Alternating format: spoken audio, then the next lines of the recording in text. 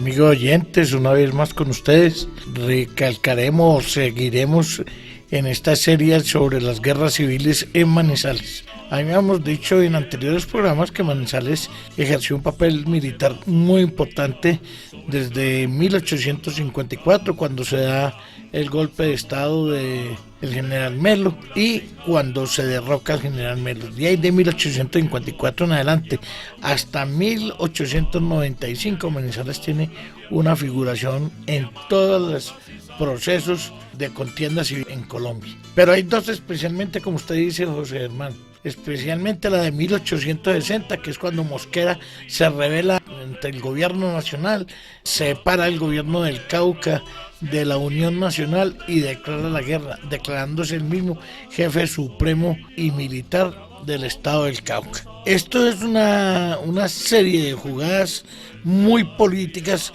que no es otra cosa que las ansias de poder. Tomás Cipriano de Mosquera, un personaje al cual admiro mucho y que soy abiertamente mosquerista, así muchas de sus actuaciones no sean muy claras o muy presentables para la historia nacional, es un personaje de múltiples facetas. Una de esas es la del rebelde y la del guerrero. Rebelde porque casi nunca estuvo de acuerdo con nadie en nada. Era un hombre que era totalmente contrario a todo lo que se estuviera exponiendo, y era un gran líder político en el Cauca, además de un gran manejador de hombres, porque él era un hombre inmensamente rico y tenía muchas haciendas en las que tenía muchos trabajadores y muchísimos esclavos que fueron las bases de sus ejércitos para todas las aventuras militares que tuvo. Esta declaratoria de rebeldía y de alzamiento contra el gobierno de Mariano Ospina Rodríguez es una cosa muy complicada de entender en un momento.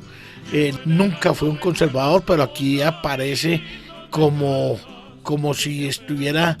Perdón, nunca fue un liberal declarado, pero aquí aparece como si estuviera guerreando en nombre del Partido Liberal. Y él mismo lo dice en un momento dado, que él tuvo que luchar en contra de sus amigos y compañeros de ideario político, pues porque las circunstancias así lo exigían. No podemos descartar que lo que quería era el poder nacional, es decir, él quería ser presidente de Colombia a toda costa. Y siempre en todos sus alzamientos esa era la mira. A él no le importaba cómo llegar, si era venciendo las tropas del gobierno, derrocando al gobierno, es decir, como dictador, o por el voto popular. Por eso lo vemos ejerciendo 4 veces la presidencia de la República, con muchos altibajos además en cuanto a la política, pero siempre dándole un gran desarrollo al país. Es decir, el hombre era un guerrero que destruía mucho, pero también construía mucho. La base de los ferrocarriles en Colombia se le debe prácticamente a él toda. Él hizo los primeros contratos para hacer ferrocarriles y desde esos primeros contratos se fue haciendo una muy buena red, después en otros gobiernos una muy buena red ferroviaria. Los puertos le preocuparon muchísimo, especialmente el de Buenaventura, pues al fin y al cabo eso era su salida natural, por ser el estado caucano, pues el que en Buenaventura pertenecía en ese momento. Él llega a Villa María para invadir el estado de Antioquia, que siempre fue un antagónico en todas sus aventuras militares, pero más que antagónico de Mosquera, era antagónico el estado de Antioquia del estado del Cauca. Es decir, independientemente de que hubiese sido Mosquera o cualquiera otro, en un momento dado Antioquia era un fortín conservador. De eso no se puede negar, ni soslayar, ni olvidar que Manizales era la frontera de ese estado conservador. Y por eso vemos aquí una actitud muy beligerante, muy belicosa, pero más que de creencia política, era por defender una frontera a la que Antioquia le ponía demasiado cuidado, pues porque sabía que el Cauca era un estado muy poderoso, que en un momento dado, si se dejaban avanzar en muchas formas, los invadiría muy rápido. Claro que siempre los invadieron en todas las guerras los caucanos, fueron muy pocas las veces que el estado antioqueño entró con sus tropas al Cauca, pero nunca lo invadieron totalmente como si hizo el Cauca con el estado antioqueño. En Manizales estaban asentados nada más ni nada menos que las tropas del gobierno, con los generales Joaquín Posada Gutiérrez y Braulio Henao, dos glorias militares del Partido Conservador, pero más que del Partido Conservador, es de glorias militares del gobierno, todos dos excombatientes o que habían participado en guerras desde muy iniciada la República, en el caso de Braulio Henao, o de Joaquín Posada Gutiérrez, que luchó en las guerras de la independencia. Claro que ya lo último de las guerras de la independencia. Son dos avesados militares, o tres contando a Mosquera, llenos de marrullerías, que sabían muy bien la estrategia, que sabían muchísimo el mando de tropas y que sabían para dónde iban todos. Es decir, no eran militares de escritorio ni militares improvisados, eran militares de vieja data y de gran carrera militar. Usted empieza a ver la biografía de Tomás Cipriano, de Joaquín Posada Gutiérrez y de Braulio Henao, y es impresionante la cantidad de combates que libraron en sus respectivos ejércitos con buen éxito. Es decir, muy pocas derrotas presentan estos tres personajes centrales de la guerra del 60. En la guerra del 60, como decimos que es la que estamos hablando, en esa revolución del 60, las tropas pues llegan, caucanas llegan a Villa María, y Tomás Cipriano se da inmediatamente cuenta de que su situación militar no es muy sólida y que sus copartidarios en el estado de Santander han recibido unas derrotas muy fuertes, en el Huila también, pero en eso entonces no se hablaba del sur, del Huila, sino al sur del estado del Tolima Grande. Es decir, él no, militarmente no estaba muy sólido, pero sí era un hueso muy duro de roer para Antioquia. Él se ve que con su anteojo de campaña, inclusive hay un diario de él que dice que él subió allá al alto del Roble, sobre Villa María, aquí al frente de Manizales, y con un catalejo mira hacia Manizales y se da cuenta que la ciudad se está preparando fuertemente para recibir la invasión de las tropas, que están haciendo trincheras y que tal cosa, y él se da cuenta, como digo, que militarmente él tenía mucho que perder y su orgullo militar y su trayectoria militar no le permitirían una derrota. Entonces entabla una serie de contactos, de conversaciones para que no se dé una gran batalla. Sí hubo unas escaramuzas pequeñas, pero no tuvieron ninguna importancia. Él entabla unas conversaciones no para pactar una paz, sino para alargar a ver qué pasaba mientras se dilucidaba lo que estaba pasando en la política nacional en Bogotá y en la política o en las acciones militares, concretamente en Santander y Tolima, como lo acabo de decir. Estando en esas, que es como 1 o 2 días que él se está en ese alto mirando hacia acá, le llega un posta, o sea, un correo que viene desde Bogotá y le cuenta que han tenido una gran derrota en el oratorio, creo que es. Sí, en el oratorio que es ahí cerca de Bogotá relativamente, y le dicen pues que el desastre ha sido total para la revolución, y él muy marrulleramente o muy inteligentemente, según se mire, se da cuenta que tiene que pactar rápidamente para no salir derrotado.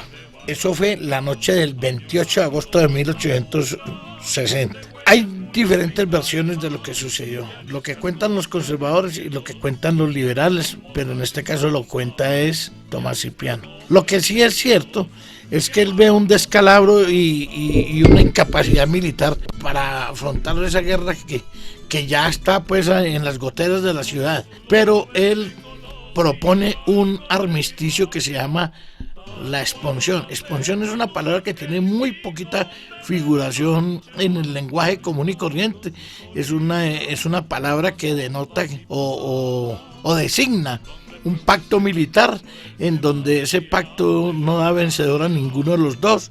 O sea, se hace un statu quo o como se habla en ajedrez, es en tablas. Logra que en ese pacto las fuerzas tanto caucanas y antioqueñas se retiren del teatro de operaciones que en este momento es Bogotá, Manizales. O sea que los liberales se retirarán hasta Cartago, los conservadores hasta Salamina. Quiere que el gobierno dé una gran amnistía general para todos los que están implicados en esa revolución de 1860 y que se les reconozca en una jefatura única, diciendo, o como él había dicho, que si era el director de la guerra, se le reconociera un título que no existía en ese momento en el escalafón militar ni político del país. Es decir, él, siendo un perdedor, quería salir triunfador, como sucede hoy en día con ciertos personajes que no son del caso mentar. Esa expulsión le permitió tener un respiro porque la guerra no terminó, y ese respiro le permitió que en el estado de Santander las cosas tuvieran un cambio a favor de la revolución y avanzaran hacia Bogotá y se tomaran el poder. Claro que cuando llegaron las fuerzas santanderianas a la sabana, ya Mosquera había llegado allá con sus ejércitos y fue definitivo para él tomarse el poder. Pero lo que escribe ahí es qué pasa con Manizales. Recuerde que Manizales tiene escasamente 11 o 12 años de fundado, es una ciudad insignificante en cuanto al número de habitantes, pero ahí es donde empieza a asentarse la preponderancia y el control de las vías de comunicación por todas estas montañas. Es decir, los caminos del centro del país pasaban por Manizales, la comunicación entre Popayán y Medellín, entre Cartago y Salamina, entre Salamina y el Valle y el Tolima y Bogotá, es decir, era un nudo de comunicaciones demasiado importante Manizales como para dejarlo pues a un lado. Eso permitió, esa preponderancia militar se convirtiera en que la ciudad tuvo que sostener unos ejércitos, y ese sostenimiento y habituallamiento costó muchísima plata a los estados tanto rebeldes como al estado general, lo que hizo que aquí afluyeran grandes cantidades de dinero para sostener esas tropas, dándoles pues comida, alojamiento, habituallamiento, que sostener un ejército no es nada barato, y eso se controló aquí en Manizales muy bien y surgieron unas muy buenas fortunas en ese manejo de la guerra. Quedamos pues que la revolución gana, pero viene la más importante, que es la de 1876, que tiene un gran acicate religioso. Perdón, Vicente, pero Mosquera adquiere ciertos compromisos al firmar la expulsión. Entonces, ¿cuáles serían esos compromisos para firmar la expulsión? Bueno, él se comprometió a suspender las hostilidades contra el gobierno general, a revocar el decreto de separación del estado del Cauca de la Unión, o sea, del gobierno general, para someterse al gobierno. Es decir, él se sometía a la voluntad del gobierno general y pedía devolver los bienes y armamentos pertenecientes al gobierno general. Y los generales del gobierno del general Ospina se comprometían a que se le otorgaría una amnistía. Ninguno de esos puntos se cumplió, pues porque el presidente, viéndose triunfador después de la batalla del Oratorio, vio que no era necesario cumplir, y por lo tanto pues los revolucionarios tampoco. O sea que, como dije desde el principio, eso quedó en tablas, pero unas tablas muy raras, porque eso permitió que los ejércitos, sobre todo del Cauca, descansase y se reagrupase y se armase mejor en Cartago, y por la vía del Quindío pasase al Tolima y subiera a la sabana de Bogotá rápidamente y se encontrara con las tropas del estado de Santander y derrocasen al gobierno de Mariano Ospina Rodríguez. Una verdadera debacle que hay que leer muy lentamente y sacar una serie de conclusiones, pero la más importante es que allí se le dio un gran impulso a Manizales económicamente, se le dio un impulso en que muchísimas personas de otros estados que venían con los ejércitos, tanto del gobierno como de la revolución, conocieran la región y se quisieran asentar aquí, logrando pues que la ciudad tuviera un nuevo empuje económico y poblacional. Llegamos a la otra guerra, que es la de 1876, que es una guerra que tiene un profundo sentido religioso. Pero ¿cuáles serían las causas después de a los 12 años, 14 años después? ¿Hay otra guerra? Bueno, ahí hay una cosa muy interesante en ese aspecto religioso. Era un gran fanatismo que había de Antioquia defendiendo las ideas del Partido Conservador, que era totalmente entregado a la Iglesia Católica. Y el estado del Cauca propugnaba por darle más apertura a las ideas de los grandes filósofos ingleses, que querían desde mucho tiempo separar la iglesia del Estado. Aquí hay un personaje que muy poquita gente menciona como personaje que tenga relieve de importancia militar, y es el padre Nazario Restrepo. Padre Nazarito Restrepo es el que construyó la iglesia de la Enea, la que se quemó, la que quemaron hace poquitos años. Hace 5 años más o menos. Este sacerdote enerva la pasión religiosa de mucha gente, bendiciéndolos y entregándoles escapularios y haciendo fuertes arengas en favor pues de la religión y de Jesucristo. O sea que ese padre Nazario, pues él cogió esa arenga a favor de la iglesia, incitaba mucho a su ejército, ¿no es cierto? Pues hombre, como le parece que a cada soldado le entregaba una banda en la que decía Dios, patria y libertad. Y a cada batallón le daba un nombre religioso. Por ejemplo, hubo un batallón que era Pío IX, o sea, Pío IX, y otro la Inmaculada. Esas son dos anécdotas muy al margen de la cuestión militar, pero así puede uno entender también que eso exasperó más los ánimos guerreros de los dos ejércitos.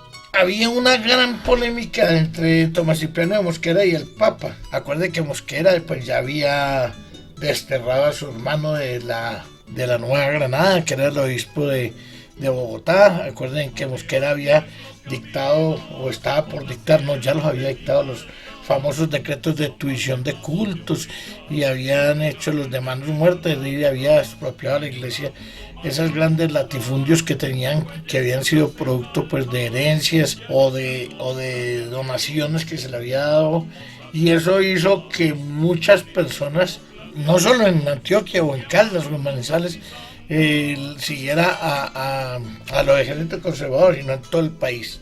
Esa es la única guerra que nunca hizo ver las profundas divisiones religiosas que había en Colombia. Pero recordemos que se estaba también hablando de las guerras antimonárquicas y antifeudales en Europa, y el Papa era un gran defensor de la monarquía y del feudalismo. Y también se estaba discutiendo los famosos concordatos en España, Austria y algunos estados alemanes, proclamando la supremacía de la iglesia sobre el estado laico.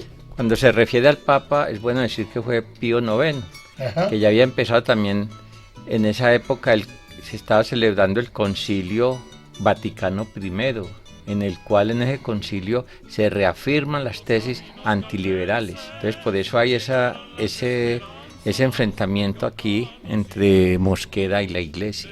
Pero acuerde que también este Papa había condenado casi con las llamas del infierno el liberalismo y a todos los que practicaran las ideas liberales. O sea que esa fue una guerra totalmente religiosa. Entonces, el general llevaba 5 años el estado de Antioquia preparándose para esa guerra, y naturalmente que la preparación era aquí en Manizales. Esta era la frontera, esta era la ciudad Fortín, aquí era donde estaba el mayor fervor antimosquerista en el país, y vemos que está jugando un papel muy importante el padre Nazario Restrepo. En el estado de Antioquia, pues después de esas declaraciones del Concilio Vaticano I en contra del liberalismo, pues el estado de Antioquia preveía que Cauca los iba a tocar de nuevo. Entonces el estado de Antioquia se iba preparando para afrontar otra guerra, porque así lo esperaban ellos. Entonces Mosquera estaba también muy al tanto de la situación. Imagínese usted que eso llegó a tanto la pasión religiosa que los soldados conservadores atacaban las trincheras liberales al grito de viva la religión, viva nuestro Señor Jesucristo, viva el Partido Conservador. Se hacían matar por todas partes, es decir, en todo el país. Esa exacerbación religiosa hizo que fuera muchísimo más enconada la guerra. Ya dije que Antioquia llevaba 5 años preparándose y que esas preparaciones fueron muy fuertes en Manizales. Pero por cualquier circunstancia, los conservadores de Antioquia lograron derrotar a los liberales y los sacaron hasta Los Chancos, cerquita de Tuluá, y allí se da una gran batalla el 31 de agosto de 1876. Allí el ejército se repliega, al ser perdedor se repliega hasta Manizales, y aquí empieza prácticamente la invasión de los ejércitos liberales comandados por el general Julián Trujillo, que avanza victorioso hasta Medellín, derroca el gobierno conservador y se impone un gobierno totalmente liberal que cambió para mucho. Manizales, eso fue como si hubiera sido la estallada de la bomba atómica, porque cambió todo, la ciudad, la forma de vivir, la forma de conceptuar, la forma de pensar, la forma de afrontar la vida en las formas políticas. Pero esto no se quedó así. Cerquita, como en noviembre, el 22 de noviembre de 1876, hay otra gran batalla en Garrapata, que es cerca de Mariquita, en donde vuelven a encontrarse los ejércitos ya pues más completos del Cauca, de Antioquia y del Tolima, con muchas fuerzas aliadas. Otro gran combate en el que el general Vélez se había quedado en Manizales esperando a ver qué pasaba en esa batalla, y donde vuelven y nos derrotan. Lo que pasa es que Manizales en ese momento estaba asediada tanto por el sur como por el oriente. Y por el norte, porque no podía retroceder. Las tropas de Antioquia no permitían que las tropas manizaleñas retrocedieran, porque sabían que si retrocedían pues era fatal para ellas. O sea, que hasta hubo que pelear hasta contra los mismos compañeros, porque no los dejaban retroceder en un momento dado. La situación era imposible, estábamos sitiados. Hubo dos personajes muy importantes ahí que más tarde también tendrían su reconocimiento a nivel político, que fueron el general Trujillo y el general Santos Acosta. Acuérdense que Santos Acosta llega a ser presidente de la República, pero dictador. Recuerda que él se toma el poder, claro que mucho tiempo después, pero ahí hay dos personajes que toman una gran preponderancia política. Eso se lo deben a Manizales. Otro personaje también que aparece en ese acto es el general Manuel Murillo Toro.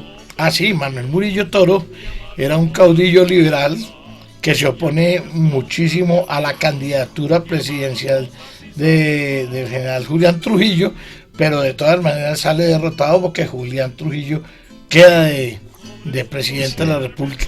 Ahí este es otro personaje que se lucra también de la situación política y de todo lo que sucede en Manizales, pero yo digo que ya Manizales había aprovechado todos esos líderes de la República Liberal, como dijéramos, o sea, de los generales. Tenemos ahí a Auxiliario López, a Tomás Cipriano de Mosquera, a Obando, a Julián Trujillo, a Manuel Murillo Toro, que no era militar pero un gran caudillo liberal. Eran unos radicales.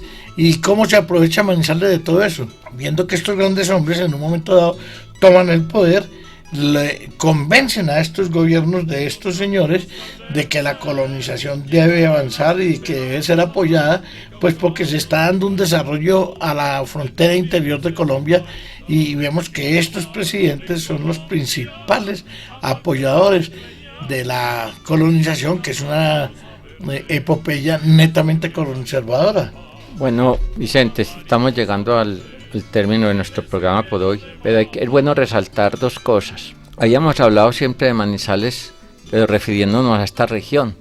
Hoy en el programa vemos la importancia que tiene Manizales para la historia no solo regional, sino la historia de Colombia, porque no nos podemos centrar que cada fundación también de estos pueblos en la colonización tiene importancia, no solamente hablando desde el punto regional, sino desde la extensión y que pudo influir en el desarrollo de la historia de Colombia. Con los hechos que nos acabas de relatar, todas estas batallas, era la importancia de la toma de poder, de tomarse el poder para la presidencia de la República. Entonces Manizales jugó un papel muy importante, que no hay que recalcarlo solo en la historia de nuestra región, sino en la historia de todo nuestro país. A ver, sí, yo lo digo en muchas partes y lo he dicho muchísimas veces por este mismo micrófonos, que Manizales es una ciudad relativamente nueva, es una ciudad muy joven, pero una ciudad que tiene una historia demasiado compleja y demasiado abultada. Es decir, hay muchas cosas que hay que estudiar para uno poder entender muchas cosas de las que suceden y sucedieron en Manizales, obvio, pero de las que suceden hoy en día. Esto que sucede hoy en día es producto de toda esta historia que traemos acumulada, y por eso vemos aquí que somos profundamente conservadores, porque somos testarudos en muchas cosas y eso es lo que nos ha dado esta posición geográfica difícil y siempre nos hemos considerado como un baluarte de muchas cosas que muchas veces hemos sido derrotados, pero así todo nuestro talante no cambia. Es decir, la ciudad tiene mucho, no, el país tiene mucho que agradecer a la ciudad. La ciudad tiene mucha historia, historia que no se ha desmenuzado y se ha estudiado a fondo para saber por qué somos así y por qué estamos aquí. Y uno habla con sus compañeros también y son totalmente ignorantes de que aquí en Manizales tuviera esa parte histórica, de que Manizales hubiera sido un punto fundamental para el desarrollo político del país, porque donde no hubiera sido así, quién sabe el transcurso político en los años 60 y en los años 76 como queda que había pasado. Pues normalmente que la historia hubiera sido diferente. Nos están haciendo señas porque el tiempo se acabó. Esas señas muchas veces nos hacen poner tristes, pero sabemos que ustedes nos han oído con cuidado y sacan sus conclusiones. Muchas gracias a ustedes por dejarnos llegar a sus hogares y a la Universidad Autónoma por prestarnos esta emisora cultural y universitaria que propende por el conocimiento. Hasta otra oportunidad. Muchas gracias. Como caricias guerreros que amaron mozas